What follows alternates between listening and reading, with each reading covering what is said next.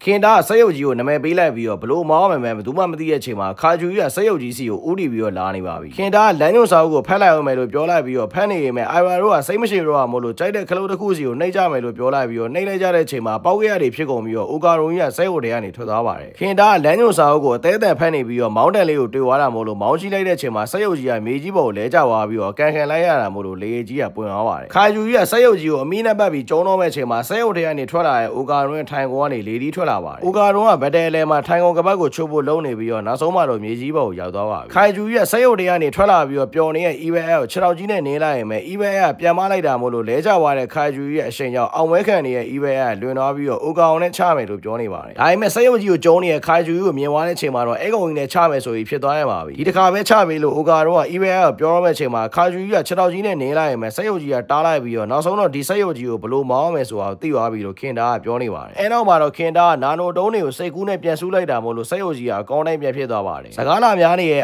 RSS စကရင်ကြီးကိုပိတ်လိုက်ပြီးရဲ့နောက်မှာတော့ခင်တာကခိုင်ဂျူကြီးကိုကျုံတော့မှာပါခိုင်ဂျူကြီးကခင်တာစီကိုရှိန်နဲ့ပြေးလာနေတဲ့အချိန်မှာခင်တာကပါဝါပြင်းနဲ့ထိုးပလိုက်တာမို့လို့ခိုင်ဂျူကြီးကလွန်သွားပါတယ်ဒီလိုစက်ရုပ်ကြီးကိုအမြဲတမ်းမောင်းချနေခဲ့ရဆိုပြီးခင်တာကခုံယူနေတဲ့အချိန်မှာခိုင်ဂျူကြီးကခင်တာရဲ့လက်ကိုအမီးနဲ့ပတ်ပြီးတော့ဆွဲလိုက်ရင်ပဲခင်တာကပဲထိုးလိုက်နိုင်တာမို့လို့အိုကောင်တို့ကအားပေးနေကြပါတယ်ခိုင်ဂျူကြီးကလက်စစ်ကိုပြန်သုံးလာတဲ့အချိန်မှာပထမတစ်ချက်ကိုကာလိုက်နိုင်ပြီးတော့ဒုတိယတစ်ချက်မှာစက်ရုပ်ကြီးရဲ့လက်ကပြတ်သွားရင်ပဲခင်တာကအဲ့လက်ပြက်ကြီးနဲ့ပဲကောက်ပေါက်လိုက်ပြီးတော့လက်ပြက်ကြီးကိုပြန်ဟီးလိုက်ပါတယ်အဲနောက်မှာတော့ခင်တာကခိုင်ဂျူကြီးကိုအမီးကနေဆွဲနေပြီးတော့လွတ်ပစ်လိုက်ပြီးရဲ့နောက်မှာရှိန်နဲ့ဝင်ကျုံလိုက်ပါတယ်စတိုက်ခံနေရတာမို့လို့ခိုင်ဂျူကြီးကလိုက်ကိုက်နေပြီးတော့ခင်တာကခိုင်ဂျူကြီးကိုတားနေရတဲ့အချိန်မှာခိုင်ဂျူကြီးကလက်စစ်နဲ့ပြစ်တော့မှာပါခင်တာကစက်ရုပ်တွေကိုတအားချစ်ပြီးတော့အဲ့ဒါကြောင့်ပဲတခြားចောင်းသားတွေရဲ့လောင်ပြောင်တာကိုခံခဲ့ရပါတယ်လက်စစ်နဲ့ပြစ်ခံရပြီးတော့လက်ပြတ်သွားတဲ့အချိန်မှာစပိန်နဲ့တိုက်ခံရပြီးတော့လောင်ခံခဲ့ရတဲ့အချိန်ကိုခင်တာကသတိရသွားပါတယ်ဒါပေမဲ့ခင်တာကအဲ့ဒါတွေကိုဂီယူမဆခဲ့ပါဘူးစက်ရုပ်လက်ပြတ်ကြီးကိုစက်ရုပ်လေးကိုပြန်ကောက်ခဲ့သလိုကောက်လိုက်ပြီးတော့ပြန်ထားလာပြီးရဲ့နောက်မှာခင်တာကစက်ရုပ်ကြီးကိုပြန်ဟီးလိုက်ပါတယ်ဘသူတွေဘာတွေဘလို့ပြောခင်တာကစက်ရုပ်တွေကိုတအားချစ်ပြီးတော့တနေ့ကျရင်စက်ရုပ်အစ်စ်ကိုမောင်းရမယ်ဆိုရဲယုံကြည်ချက်ကအမြဲတမ်းရှိနေခဲ့ပါတယ်ဒါကြောင့်မို့လို့ခင်တာကရိုလာကိုစတာစီးပြီးတော့စက်ရုပ်မောင်းရင်ဖြစ်လာမယ်ခေါင်းမူးတာကိုကျင်သားရအောင်လေ့ကျင့်ထားခဲ့တာပါအဲ့လိုနဲ့ခင်တာကခိုင်ဂျူကြီးကိုကျုံလိုက်ပြီးတော့ဝေးကြီးကိုရောက်နေရမို့လို့ဘာတွေဖြစ်နေလဲဆိုတာကိုအိုကောင်တို့ကမမြင်ရပါဘူးအဲ့ချိန်မှာခိုင်ဂျူကြီးကပျောက်သွားပြီးတော့ခင်တာကအထိုးခံလိုက်ရတာမို့လို့တေးသေးလေးတော့သုံးတဲ့ကိုပျောက်တဲ့ပါဝါဆိုတာကိုခင်တာကသိသွားပါတယ်ဒီလောက်ကတော့မမှုဘူးဆိုပြီးတော့ခင်တာကနောက်ထပ်မျက်မှန်တလက်ကိုတက်လိုက်တဲ့အချိန်မှာအထိုးခံလိုက်ရတာမို့လို့လေကြီးကပွင့်သွားပါတယ်အဲ့လိုနဲ့ခင်တာကဇက်တိုက်အကျုံးခံနေရတာမို့လို့လေကြီးကဇက်တိုက်ပွင့်လာနေပါတယ်အောက်ကခလုတ်ကိုနှိပ်လိုက်ပြီးတော့ထွက်ခဲ့လို့အိုကာတော့ကပြောနေမယ်ထွက်လို့မရဖြစ်နေတဲ့အချိန်မှာအာဆဲပါဝါပေါ်လာပြီးတော့စက်ရုပ်မောင်းတဲ့အချိန်ကြောင့်ခေါင်းနေမူးနေပါတယ်စက်ရုပ်ကြီးကထဲမှာရှိနေတဲ့လူတွေရဲ့ပါဝါတွေကိုပါသုံးနိုင်ပြီးတော့ IRS ဘင်းတွေပါထွက်လာပါတယ်ကျုံးကြရအောင်လို့ IRA ပြောလိုက်တဲ့အချိန်မှာငါတာဝန်ထားလိုက်လို့ခင်တာကပြောလိုက်ရင်ပဲသူတို့ခေါင်းမူးအောင်လှုပ်ထားတာမို့လို့ IRS တို့ကခင်တာကိုဝိုင်းဆဲကုန်ကြပါပြီ IRS ကစက်ရုပ်ကြီးရဲ့ခြေလက်တွေကိုပါဝါနဲ့ဆွဲဆက်လိုက်ပြီးရဲ့နောက်မှာခိုင်ဂျူကြီးကိုပေါ်တီးရအောင်မပြီးရမ်းနေပြီးတော့ပေါ်ကနေပြစ်ချအောင်မှာမို့လို့အိုကောင်နဲ့ EVI တို့ကပြေးရပါတော့မယ်အပေါ်ရောက်နေတဲ့ခိုင်ဂျူကြီးရဲ့လက်စစ်တွေနဲ့ပြစ်နေရင်ပဲခိုင်ဂျူဆိုတာဒီလိုကျုံးရတယ်လို့ပြောပြီးတော့အာဆဲကအပေါ်ကနေပြစ်ချလိုက်တဲ့အချိန်မှာခိုင်ဂျူကြီးကအကြီးကနေတေးသေးလေးဖြစ်သွားပြီးတော့အာဆဲတို့ရဲ့စက်ရုပ်ကြီးကမျိုးလေကောင်ကြီးမှာဘွားကနေပေါ်လာပါတယ်တာမယ်လူတွေကစက်ရုပ်ကြီးကိုဝိုင်းကြည့်နေကြတာမို့လို့အာဆဲကပကံပြားမယ်ဆိုပြီးစိတ်ကူးလိုက်ရင်ပဲပေါက်ရပုံစံကြီးဖြစ်သွားပြီးတော့အိမ်ဝင်ပြန်အောင်လာကြပါတယ်အိုင်ဝါနဲ့အာဆဲတို့ကခေါင်းမူးပြီးတော့အန်ဂျင်နေမဲ့ခင်တာကတော့စက်ရုပ်ကြီးကိုမောင်းလိုက်နိုင်ပြီဆိုပြီးပျော်နေတဲ့အချိန်မှာအာဆဲတို့ကတော့အန်ရပါတော့မယ်စက်ရုပ်ကြီးပေါ်လာတဲ့အချိန်မှာအိုကာတို့ကနားမှာရှိနေပြီးတော့မျိုးသူမျိုးသားတွေကဓာတ်ပုံရိုက်နေကြတဲ့အချိန်မှာအာဆဲတို့ကလစ်သွားကြပြီးတော့အိုကာတို့ကြီးကိုထားခဲ့ကြပါတယ်ခိုင်ဂျူကြီးကလည်းမျိုးလေကောင်လူကြားထဲမှာမောက်နေရမို့လို့အိုကာတို့က EVL ကိုရှာနေရပါပြီဟိုဟာမလုံးနဲ့ဒီဟာမလုံးနဲ့ဆိုပြီးပဲလိုက်ပြောနေရမို့လို့ EVL ကစိတ်တုန်နေရကြောင်းအိုကာတို့ကမုန်းဆိုင်တစ်ခုကနေပေါက်စီတလုံးကိုတောက်ဝဲလိုက်ပြီးတော့ပေါက်စီလာစားဆိုပြီးခေါ်လိုက်တဲ့အချိန်မှာ EVL ကနေကြီ